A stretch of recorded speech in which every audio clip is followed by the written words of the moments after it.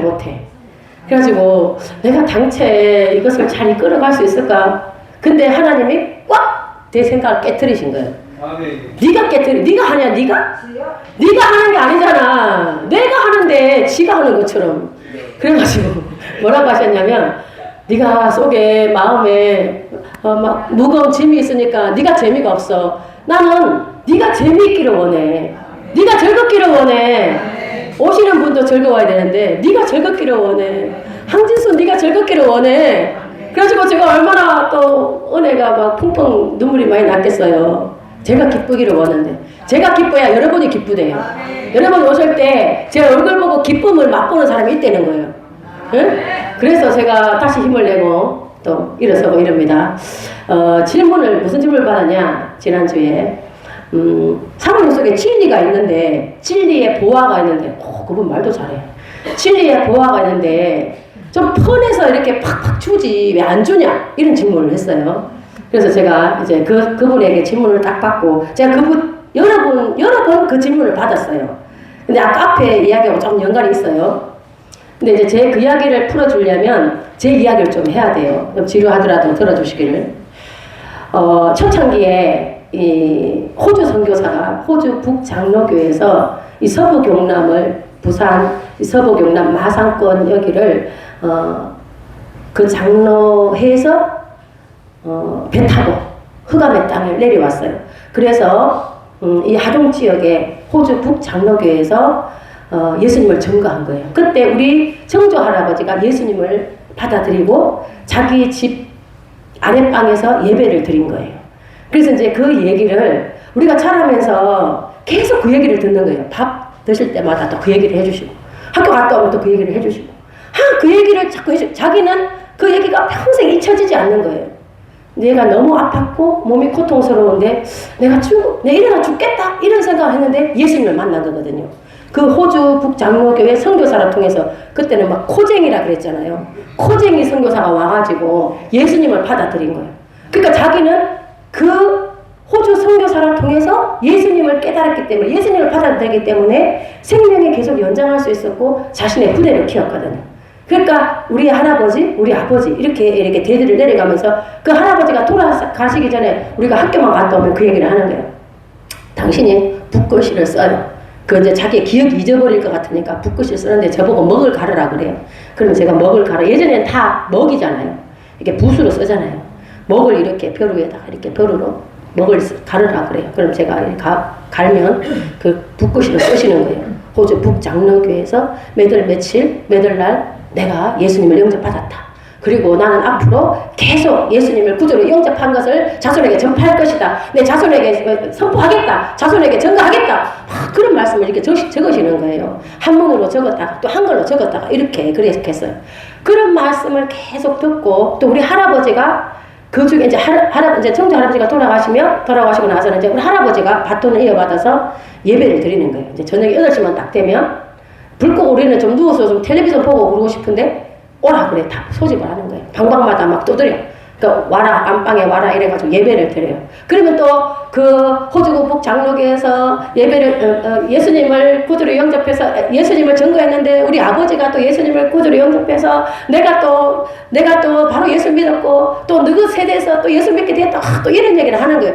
그런 얘기를 계속 듣다 보니까 내 속에 어떤 게 자리 잡혀 있냐면, 말은 때에 따라서 해야 되는 거구나. 우리 이제 그런 가문에서 자랐잖아요. 그런 가정에서 자랐단 말이에요. 그러니까 이게 입이 열릴 때 열려야 돼. 입이 열릴 때. 어떤 때는 입을 꼭 닫고 있어. 근데 어떤 때 입을 열어야 돼. 이게 자꾸만 훈련이 된 거예요. 제 머릿속에. 이게 또 약간의 어떤 관습일 수 있는데, 전통일 수 있는데, 어쨌든 그 우리 가정의 내림인 거죠, 이제. 할아버지, 할머니, 정조 할아버지, 할머니, 우리 할머니, 할아버지, 우리 아버지, 우리 할머니, 할아버지, 우리 엄마, 아빠. 이 몇 대가 한 집에 이렇게 살았기 때문에 청청시야에 우리가 사는 거예요. 근데 그때 당시는 제가 되게 기쁘게 살았는데, 지금 생각해보니까 그 청청시야에서 양말을 우리는 안 신으면 밖에 마루에 못 나갔어요. 그러니까 왜냐하면 그게 그 법도에 뭔가 어긋난 거예요. 그러니까 유교적인 어떤 법도와 뭐 이렇게 막 충돌이 일어났겠지만 하여튼 그 합해져가지고 어른이 계시기 때문에 어머니가 자고 일어나면 양말 신고 밖에 나가야 돼. 여름이어도. 뭐 이렇게 교육을 시킨 거예요. 그러니까 그게 이렇게 누적이 되어서 처음에 저를 딱 만나면 이렇게 뭐 이리 무뚝뚝한 사람이 다 있을까. 이런 얘기 제가 여러 번 들어봤어요. 근데 그게 저에게 상처로 별로 안 다가와요. 제 속에 어떻게 들리냐. 애가 묵직하니 너무 괜찮네. 그걸 반대로 듣는 거예요. 자기 그 사람은 그렇게 말을 하는 거, 그 진심으로 말하는 거. 근데 제 속에는 어떻게 받아들이냐. 애가 쓸만하네. 입이 무겁군. 이렇게 받아들이는 거예요. 또 한 가지 얘기를 하면, 일본의 이큐 선사라는 사람이, 우리하고 종교가 좀 다르지만, 영이 다르지만, 이큐 선사라는 분이 있어요. 그 책을 보면 이런 말이 있어요. 어떤 날 길을 가다가 밤에 도둑을 만난 거예요. 도둑이 칼을 들이대면서 너 있는 거 다 가져내놔. 근데 선사가 무슨 뭐 절에 돈 닦는 사람이 뭐 줄 게 있겠어요.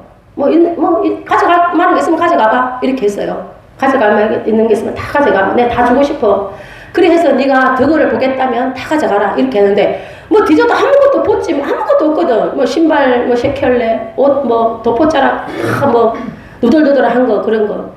그러니까 이 사람이 좀 화가 나잖아요. 이 도둑이. 화가 나니까 이큐 선사에게 가슴팍에 이렇게 칼을 들이대는 거예요. 이 가슴팍에 들이대면서 그러면 네 속에 있는 돌을 꺼내놔봐라. 네 속에 있는 돌을 꺼내놔봐라. 이렇게 하는 거예요. 그러니까 뭐라고 하냐면 와, 너무너무 멋있어요. 저 산의 3번꽃, 저 산에 있는 3번 나무가 때가 돼야 꽃이 나오지. 그 가지를 찐들 꽃이 나오겠냐?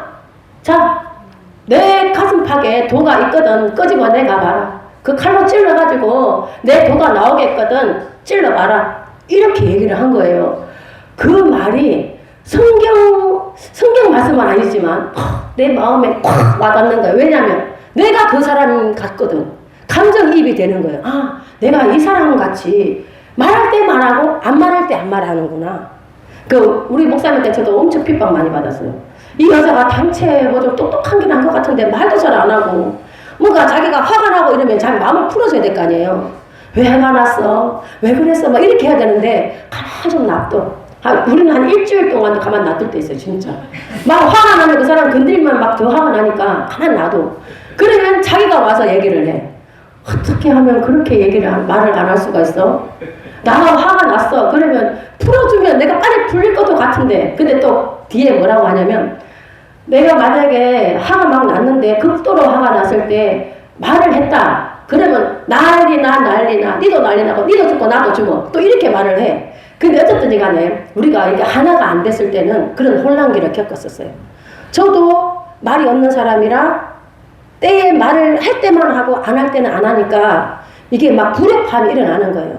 근데 지금은 이게 많이 완화가 됐어요. 우리 목사님은 얘기를 잘하잖아요. 막 재밌게 해주잖아요. 아닌가? 정말 재밌나? 우리 목사님은 설교하면 너무 재밌잖아요. 와서 사실 말씀이 쉽잖아요. 어렵지 않잖아요. 쉽게 이렇게 풀이 해주잖아요. 근데 우리 목사님이 여기 집에 안 오고 여는 교회에 있었으면 좋겠어.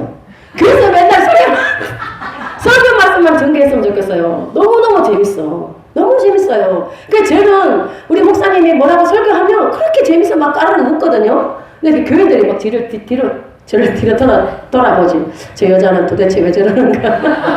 근데 정말 그래요. 저는 예전에도 그랬어요. 예전에도. 그러니까 하나님 말씀이 너무너무 재밌었던 거예요. 왜냐하면 제가 하나님 말씀을 깨달으니까. 지혜와 계시형이 제가 지난번에 그 얘기했지만 지혜와 계시형이 이미 있으니까 말씀을 들으면 그 말씀이 이해가 되는 거예요. 그러니까 목사님들이 말씀에 이게 어떤 높낮이가 깊이가 다를 뿐이지 말씀의 본질은 다 똑같거든요. 근데 그 말씀의 본질이 깨달아지는 거예요. 저는. 그러니까 그 다음에 말씀에 뭐 할지를 알겠는 거예요. 그러니까 얼마나 재밌겠어요. 이분이 지금 말씀을 얘기하면 다음에 얘기할 것 같은 탁 오는 거예요. 그게 계시의 영이 와버리는 거예요. 제가 약간 직관이 열렸기 때문에 이게 이제 안 좋은 점도 있기는 해요. 이 직관이 열리면 여러분 근데 예언의 영이 부어진 분들은 직관이 열려야 돼요. 그래야 한마디를 딱 하면 그게 나에게 무슨 말인지를 알아듣잖아요. 그 두 마디 세 마디 할 거 없어요. 그러니까 우리가 예언 받으신 분, 예언하신 분 말고 예언 받으신 분들이 왜 못 깨닫고 자꾸만 더 말을 하라고 그러냐면 그분은 받은 계시만 있기 때문에 풀이를 못 해줘. 그래요 안 그래요? 몰라요? 예언의 은사 받으신 분들은 하나님이 주시는 그분의 상태는 모른단 말이에요. 계시만 안단 말이에요. 만약에 데이터만 있단 말이에요. 그 데이터를 설명해주면 내가 받는 사람의 직관력이 내가 있어야 돼. 그래 말을 해주면 이게 뭔 말인지 알겠구나.